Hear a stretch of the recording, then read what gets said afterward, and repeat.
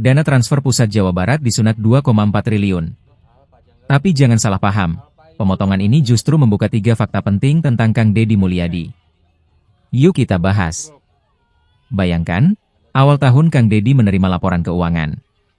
Di situ jelas tertulis, dana transfer pusat untuk Jawa Barat dipotong.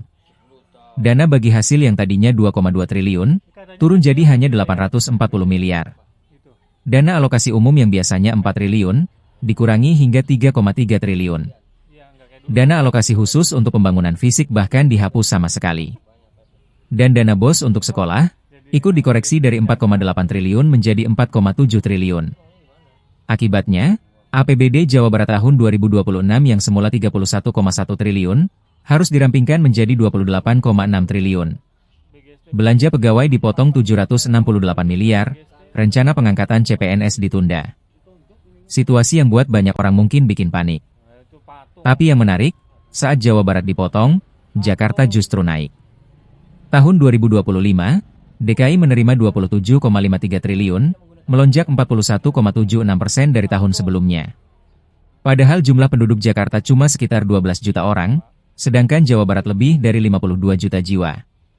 Lalu apa sebenarnya maksud dari pemangkasan ini? Kita perlu ingat, dana transfer pusat bukan hadiah.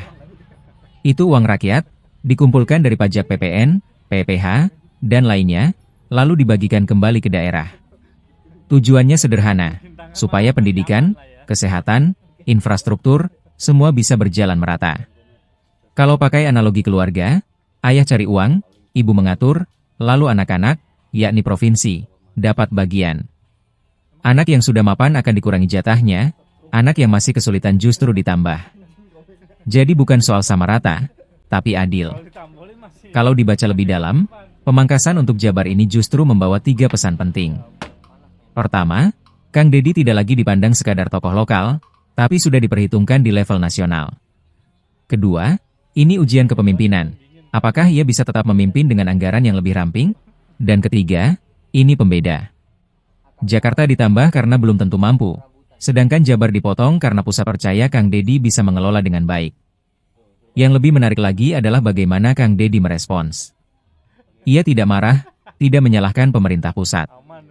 Justru ia memilih jalan efisiensi. Lampu kantor dipadamkan sebagian, air kantor tidak boleh dipakai mandi, bunga hias yang mahal diganti jagung, suguhan untuk tamu cukup teh, air putih, atau pisang dari rumah. Hibah-hibah yang tidak mendesak pun dipangkas. Yang ia tekan adalah kemewahan birokrasi.